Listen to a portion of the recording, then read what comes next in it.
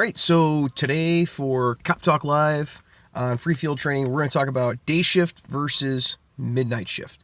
Now, this was a suggestion from one of the followers on the last live stream about what's the difference between day shift and what's the difference between midnight shift. They wanted to know, and they wanted me to do a live stream on it. So, the main difference between day shift and midnight shift is that one happens during the day and one happens at night. But of course, that's obvious, right? Where I'm at, we have three shifts. We have day shift, we have midnight shift, and we have an afternoon shift, right? So here's how it works. Day shift works from like 7 to 3. Thereabouts. There's a 15-minute overlap where I'm at, but thereabouts. 7 to 3. And on day shift, all the administrative stuff of the police department happens. All the chiefs are there, all the bosses are there, all the trainers are there, all the administrative staff is here, the records clerk is there, everybody's there, right? And so there's all of these resources that are available to get things done. But also it's when all of the administrative things that a city department does or a county department does has to happen. So this is when all the paperwork gets done. This is when all the meetings happen, all of that, right? And on the street, it's also when all the administrative stuff gets done. So if a car gets tagged as abandoned, it's probably going to be day shift that's going to come around and have to go check on that car 7 or 30 days later, or whatever the ordinance is at where you're at, and check on that car and see if it's still there. And if it's there, then they tow it away. And if it's not there, they do their little paperwork that says the car's not there to clear out that case from the file and off the computer system. Right. So lots of little stuff like that. It's when initiatives like community policing initiatives happen where people are going and visiting businesses. And calls get answered. So for patrol division, calls get answered, but a lot of the calls are things that happened overnight. People wake up in the morning, 6, 7 o'clock in the morning, they're going to work, and it's somebody ran my mailbox over. Right? Like the video we did about the note-taking. Somebody ran the mailbox over. So now we got to take a report, or we got to take a motor vehicle crash report, or we've got to do some paperwork involving that. It's when things get found from overnight. Somebody comes to their business in the morning and says, oh, the back window's broken out. Somebody was in here overnight. Well, now we're going to be in there, and we've got a burglary report to take, right? And day shift, a lot of people think is like this lazy, easygoing shift where everything's happy-go-lucky and it's the Muppets. You see the little meme all the time with like day shift is the Muppets and night shift and you got like, some action movie, right? What people don't tell you about it though is that when you're on day shift, and I can talk pretty affirmatively about this because I rotate on all three of them every month, is that day shift is when bank robberies happen, right? Day shift is when you get like the major financial crimes. So if somebody's going to hit an armored car, it's going to be day shift. If somebody's going to rob a bank, it's going to be on day shift.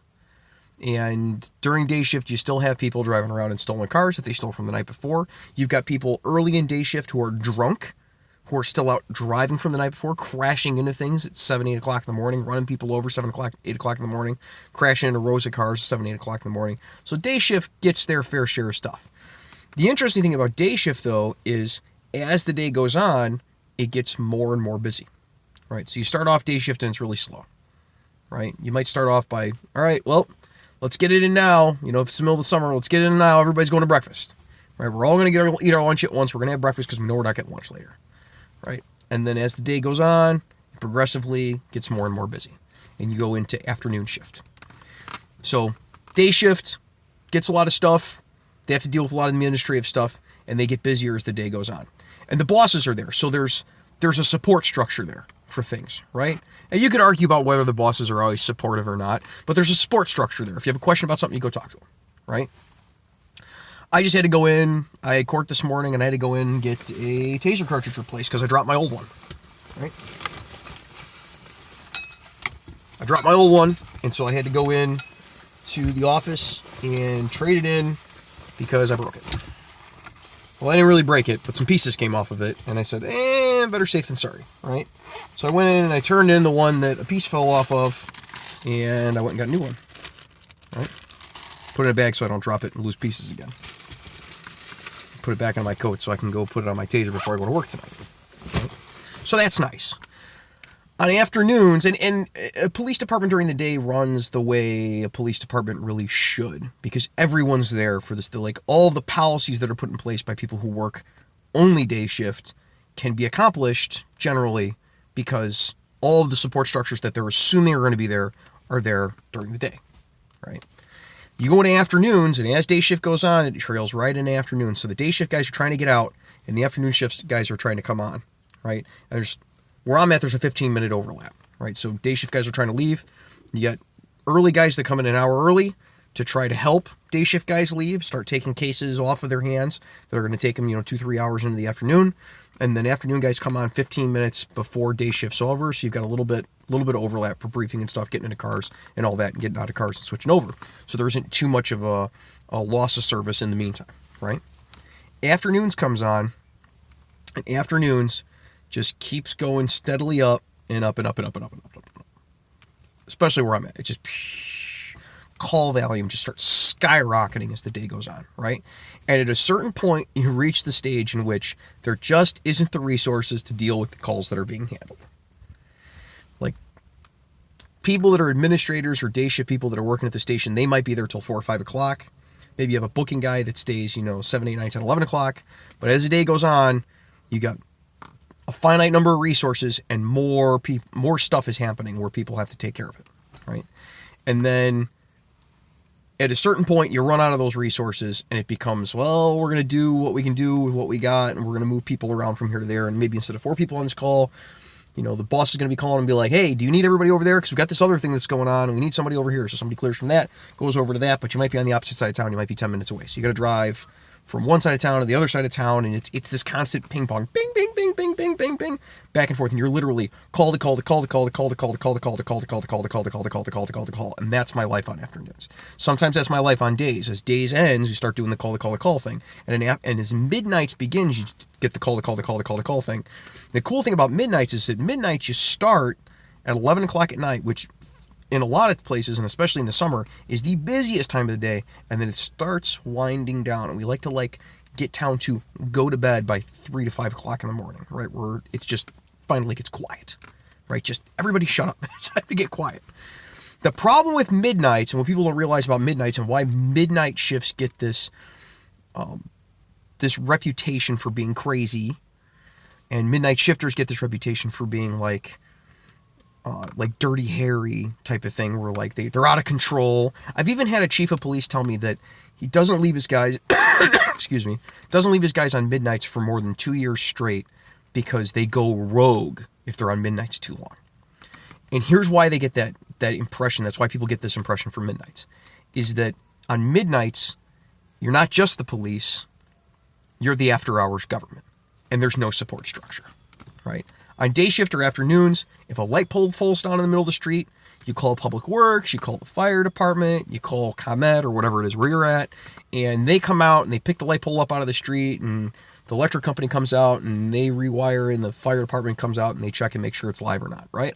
At 3 o'clock in the morning, somebody hits a light pole, it's on you, dude, right? You're going to call the fire department out, and maybe they'll verify, yeah, that's not live.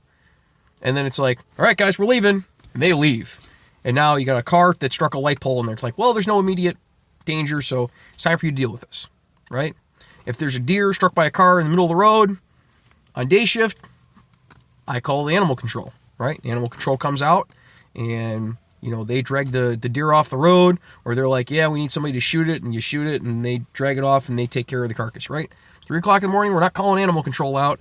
It's on you, right? If you got a question at 3 o'clock in the morning, it's on you. It's on you or your immediate boss. There is no chief or administrator or trainer or anybody to fall back on. There isn't the same support structure. There is no, somebody comes into the front desk asking a question about something. There is no you got to go down the street to City Hall, go down 3 blocks and hang a left, and it's on your right-hand side or whatever. There's none of that, right? They're not open. So you're the after-hours government. And midnights is where it's really you have to be able to adapt and overcome the problems that you have.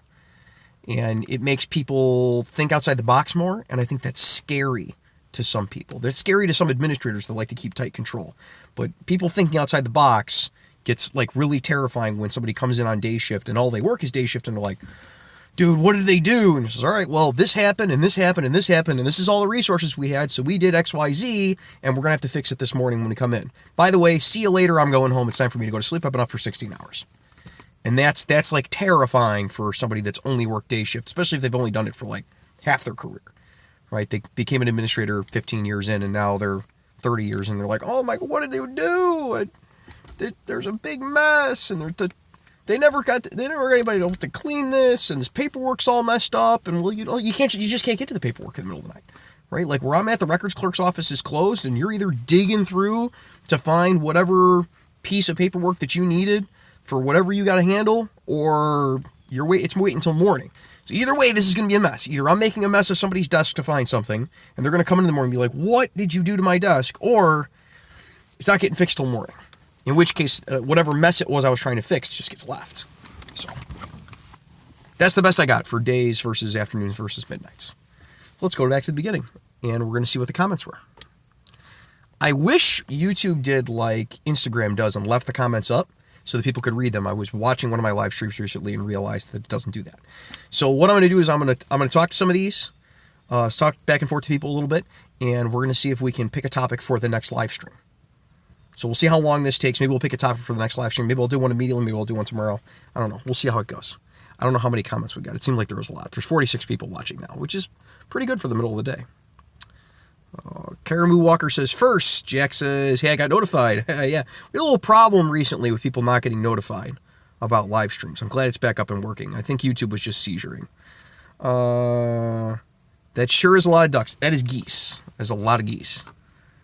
I thought they were going to drown them out. I'm sure they were getting there. I can keep the windows open. It's cool outside, but it doesn't stay cool in my car because it's really dark color.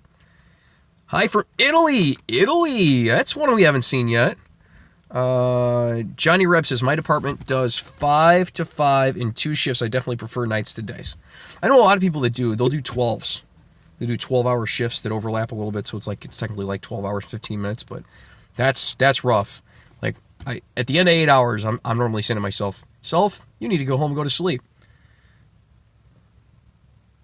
Jack Miller says nobody would ever run over a mailbox. Yeah, it's like constantly. Do your department offer rotating shifts? It's not an offer. You're going to do it. You rotate every month. That's just the way it is. If you're a patrolman, you're rotating every month.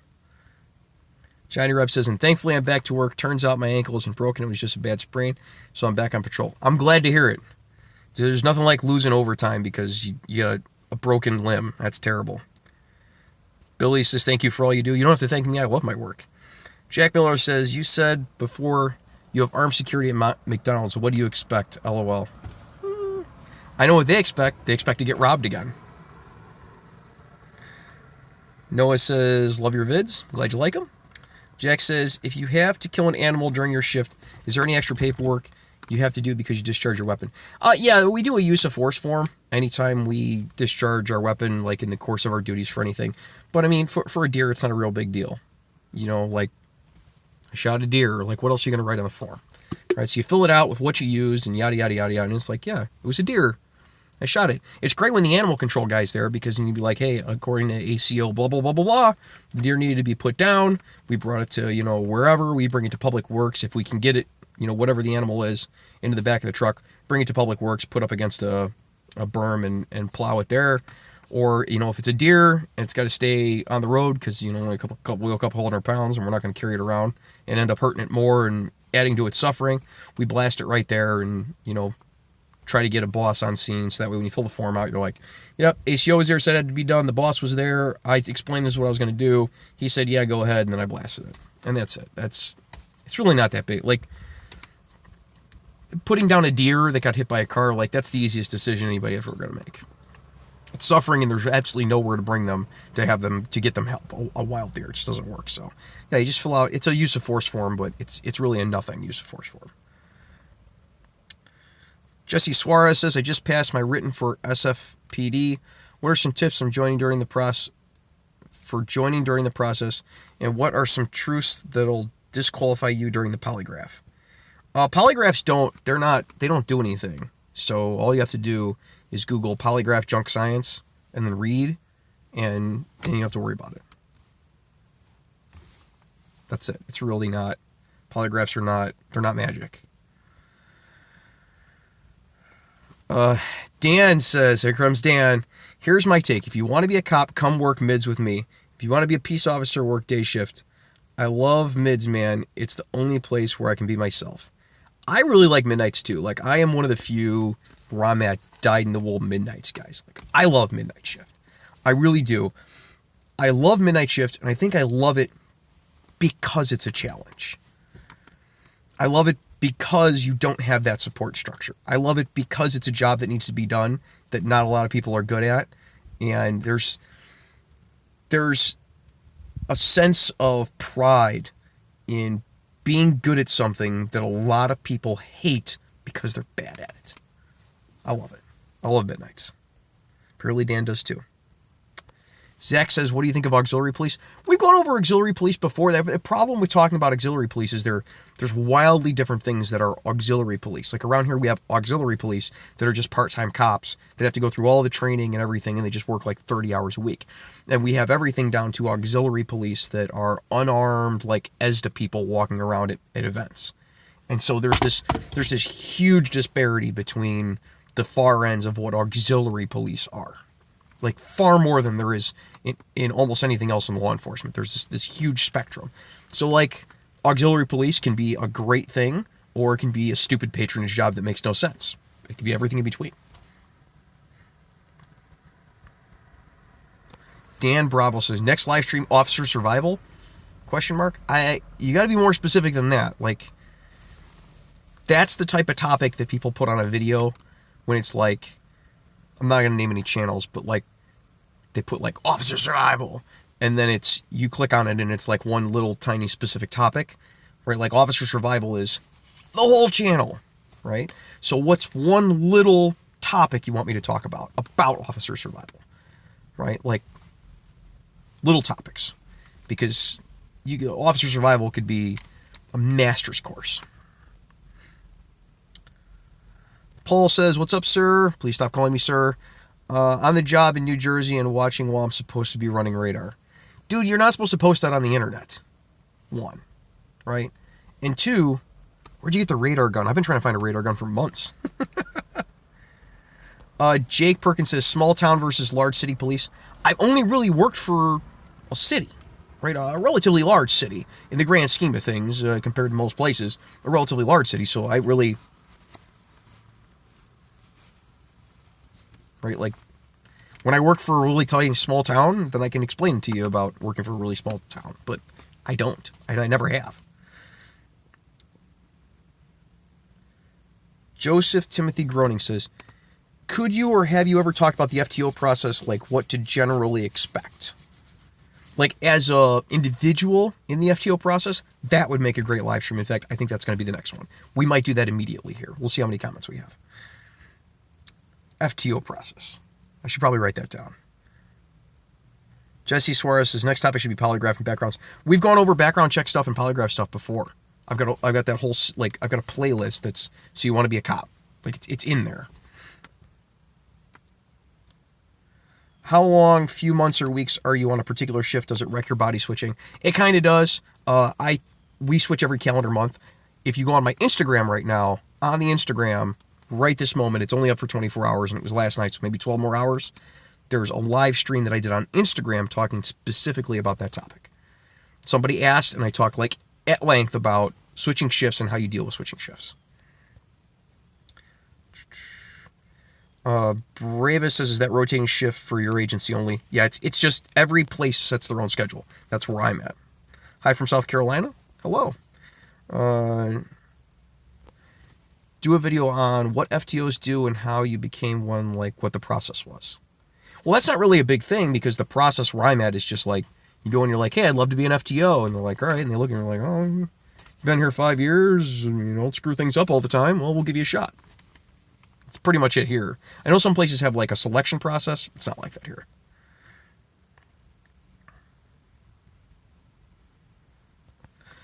All right. Blake says, as you put years on with the department, 10 to 15 years, do you get preferred scheduling like avoiding midnights? I do not. We rotate no matter what. I don't get preferred scheduling. The best I can do is ask for a particular day off group, and I might be able to bump someone from a day off group that I don't want, like to get on their day off group, but I don't get preferred scheduling at all where I'm at. Some places pick their shifts on a yearly basis. Like they're going to be a whole year on this shift, and so they bid them, and so you could get preferred scheduling a little bit, but it always ends up somebody gets screwed. I don't get that at all. We rotate every month. I always make the joke that, like, hey, they said if I'm really good next month, they'll let me be on day shift. I'm going to be on day shift. The schedule just rotates. There is no punishing you by putting you on the wrong one. SD says, let's face it, Graves is the best shift coming from a graveyard shift sergeant. I would have to agree. I love graveyards. Johnny Rev says, one thing that I've learned working nights is that you shouldn't get up to 80 and do power slides. You'll get written up. Oh, funny story about that. Another thing that I've learned working midnights is that you shouldn't have shopping cart races in the parking lots, right? Like, don't take 2 shopping carts and put your cars up against the shopping carts, the front bumpers, and then drive as fast as possible through the parking lot, and then both slam on the brakes at the same time to see how far the shopping carts go. Bad idea, bad move. You don't want to do that. You'll get in trouble. Especially if one of the shopping carts falls over and rolls under the car. Leonard Wolf says, hi, I'm a friend of mine got robbed and beaten up by 2 guys with a knife, and I got punched. What do you recommend for self-defense? I'm 16 and I live in Germany. I have no idea what the rules are in Germany. Jiu-jitsu? I don't know what the rules are to be able to advise you in Germany. There are a plethora of martial arts, and all I can suggest to you about martial arts is if you go to a studio, I don't care what martial art you go learn, just that when you go in there, make sure the place is clean, and the dude has some experience outside of competing with actually fighting with people. Like, actually fighting with people. Lean BBD says, I love night shift. Lots of night shifters here. I love night shifts in the jail. From Brandon. Daniel says, plus free pancakes at Norm's at 3 a.m. We don't have anywhere that sells pancakes at 3 a.m. Trevor says, I see a lot of officers complaining about paperwork. I'll be going to the academy pretty soon. Once I get on the street, exactly how much paperwork is there a shift?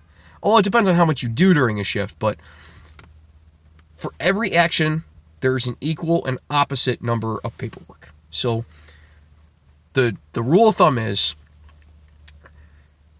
if when you're done with a call, you look back and you go, man, that was really cool, you're gonna have a boatload of paperwork to do from it, right? So, like, the more interesting a call is, the more paperwork there's going to be. That's pretty much how it works. With me, like, it's hard to put a timeline on it because it takes like 10 minutes for me to do a report. Like, people sit there and like type in reports.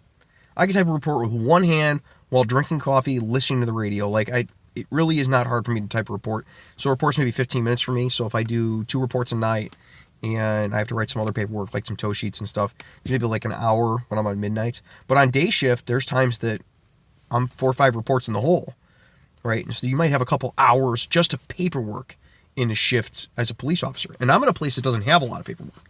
Some places do a report for every call they go on. So a lot of certified departments do a report for every call they go on. And so half their day is paperwork. Jesse Suarez says, when is it okay for deadly force for officer survival? Deadly force can only be used, like the simple way to think about it is to protect life. It's just that simple. Right? Like, there's lots of court decisions about when deadly force can or should be used. But when you break them all down, what the courts come all the way down to every time is deadly force can only be used in the protection of life. For police officers. That's the way it works. Whether it's your life or somebody else's life, it's for the protection of life. Dan says, how do you get through the day-to-day grind? Coffee. Brandon says, I'm watching while I am with an inmate at the hospital. Hospital duty is best on overtime. It's the best. Watching a prisoner at the hospital on overtime is the best.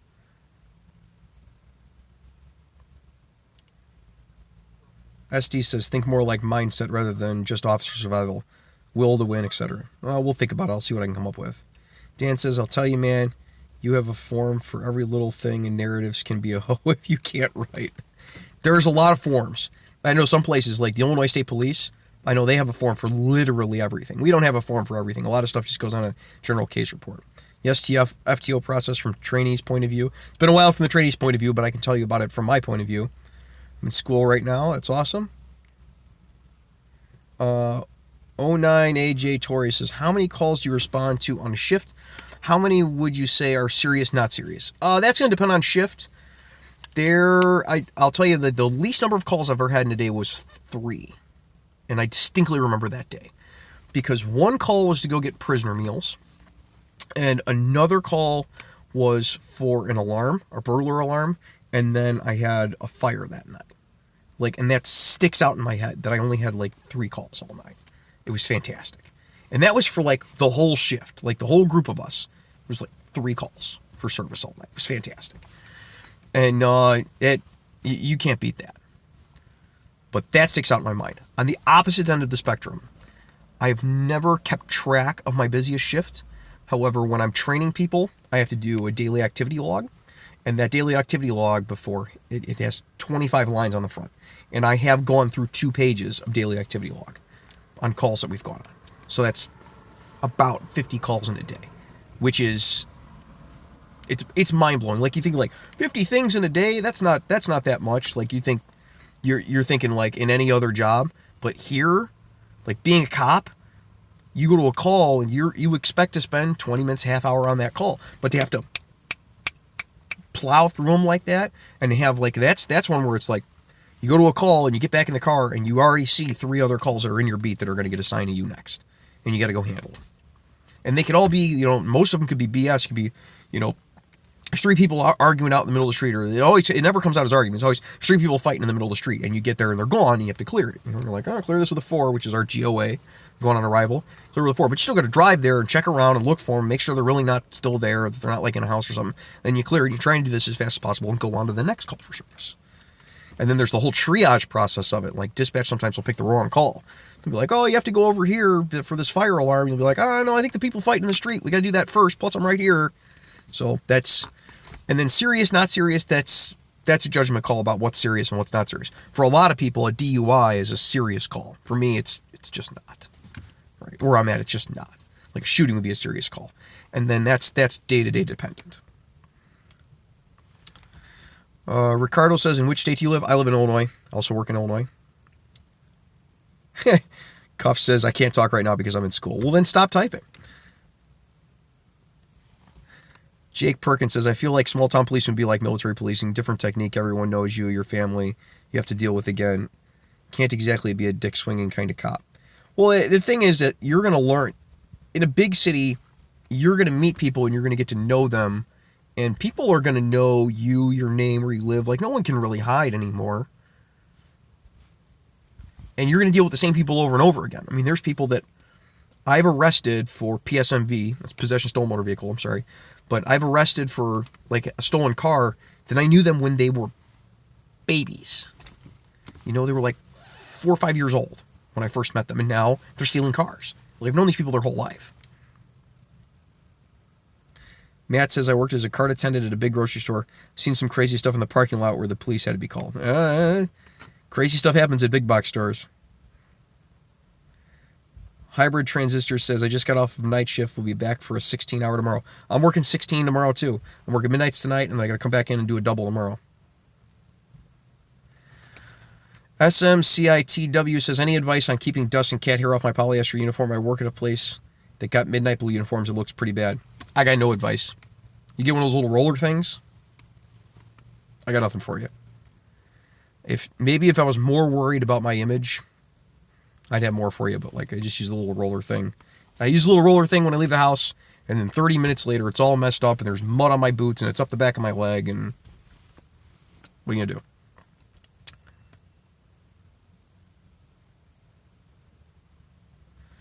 Hi from England. The Gilgamesh says, our cars suck unless you are a traffic cop, in which case you get to drive a fast BMW. Is that the same over there? And what's the best car you got from the department? The best car I've had so far is the Explorer. It's the one I'm in now. I really like the Explorer. The fastest car is probably the 5.7 Charger. It's probably the fastest one that I've driven. And whether you're in traffic or not really doesn't matter. See, in the United States, we used it. Our system is more of a general system. right? Which I know is weird for people overseas to kind of wrap their head around, how like a generalist there isn't the same thing as a generalist here, right? Like I'm a generalist, which means a patrolman, and I do everything from like, if there's a parking complaint, I do the parking complaint. We don't have meter maids here, right? In most places, we don't have meter maids. Like that's a really big city thing. They have a meter maid. So like everything from parking complaints to guy barricaded in a house with a gun, with a hostage, all of that for some span of time has to be dealt with by the generalists. Like I have to be able to show up and write a parking ticket, or chase a car, or process a stolen auto, or investigate a domestic battery, or investigate a shooting or a homicide, all the way to, some dude is shooting right now, and I got to go in the back and throw the plate carrier and the rifle on and go in. I got to be able to do all of it. So we all use the same cars. The traffic guys just get cars that are set up for traffic. Like they've got more radar equipment in it and stuff like that. A lot of them have ticket printers now. Traffic guys have ticket printers, but there's really no difference in the base car, because even the traffic guy has to be able to go handle all that stuff if he gets called upon. Because he's in a specialized division, it doesn't become his day-to-day problem, but if there's a homicide scene, the traffic guy's still going to be there.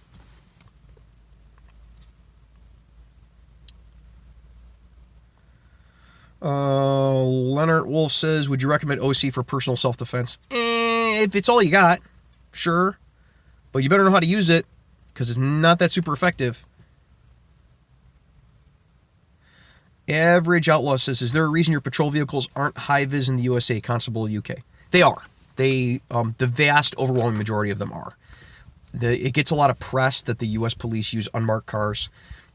If you go to any parking lot for a police department and watch the shifts leave, almost everyone is driving an unmarked car that's out doing patrol work, that's like going to calls. And it's only our detectives really that drive unmarked cars. Traffics will drive unmarked cars, and people doing investigations will drive unmarked cars. And maybe 5 to 10% of the normal fleet of patrol cars in a state that allows us to use unmarked cars will be like an unmarked Crown Vic. All the rest of the cars, you see them and they have big ass markings on the side of them. And those markings are reflective. And a lot of them are very brightly colored.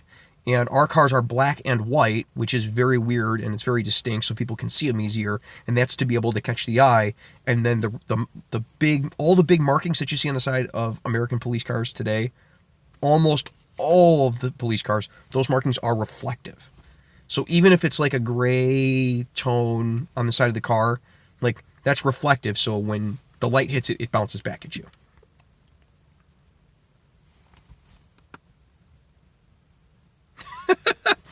Davis says, have you ever been in a high-speed pursuit with a gunfight, like a rolling gun battle, where the suspect is shooting out the back of his car while driving at high speeds?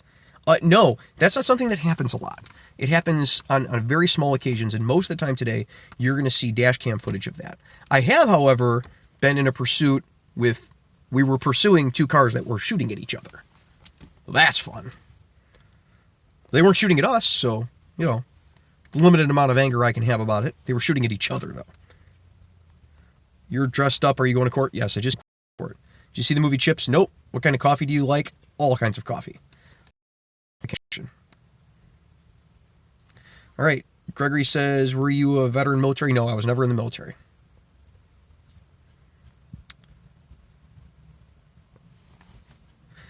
Paul says, our department is accredited. We write operations reports for every interaction with a person. Instant reports for all crimes. Really ruins proactivity among officers. That's accreditation. That's how it does it.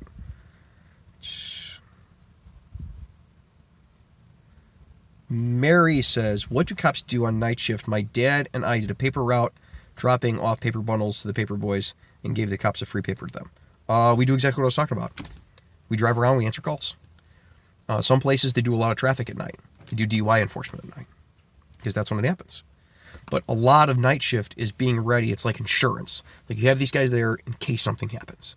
Because when things happen on day shift, they're sometimes not that terrible.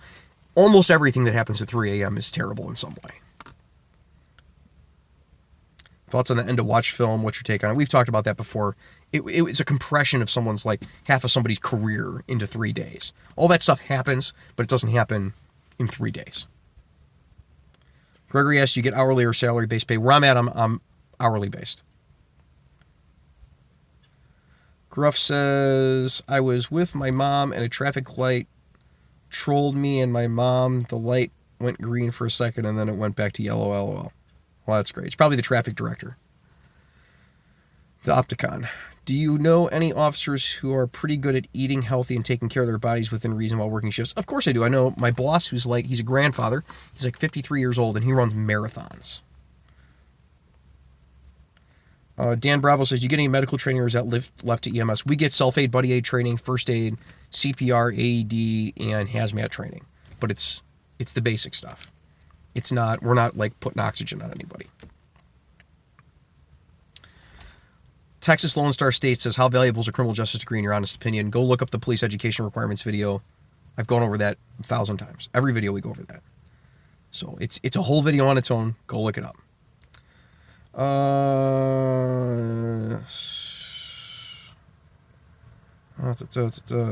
saw a police officer in a Mexican restaurant probably weighed 500 pounds. All right, let's find something interesting. How do I feel about the Forest Preserve Police pulling traffic? Here's one. Benjamin says, how do you feel about the Forest Preserve Police pulling traffic outside of their preserves? Here, the Cook County Forest Preserve Police are the police in the whole county, but I don't know why they want to be. I see them every once in a while. They'll pull traffic like somewhere way outside the forest preserves. Like, what are you doing? Like, well, we're the police everywhere. I was like, yeah, but why? Why? Like, why do you want to like patrol the whole county? Just go, like, you gotta have problems in the forest preserves. It's not like they don't have problems there. Go do your work. Like, I could go in the forest preserves because it's inside the boundaries of my town and go start pulling traffic in the forest preserves and screwing people in the forest preserves, but I don't because it's their job.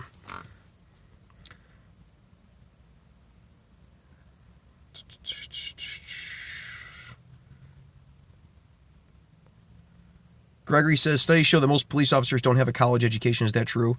I don't think most police officers don't have a college education that are coming on now, but when you look at the totality, the total numbers of cops that are out there, I mean, you have to think about 10 years ago, now 15 years ago, there really wasn't such a thing as a criminal justice degree. Like, it wasn't a big thing to go get one to go be a cop. Like, you applied, you became a cop. So most people that are in the latter half of their career don't have a degree.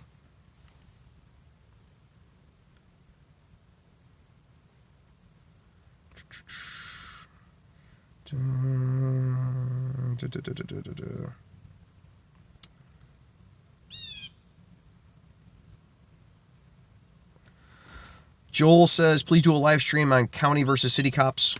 I did a whole video on it, and like 50,000 people saw it, and YouTube hates it. Go watch it.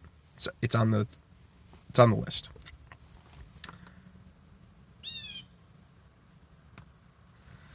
All right, we're at the end.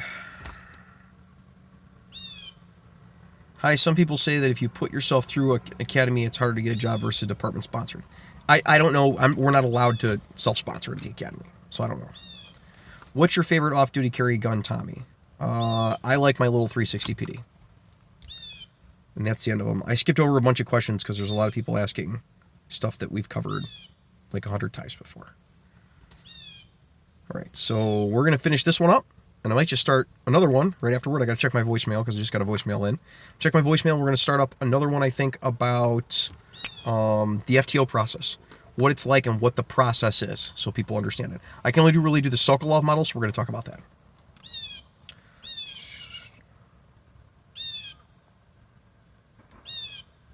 All right, we're going to start up another one. Give me a few minutes.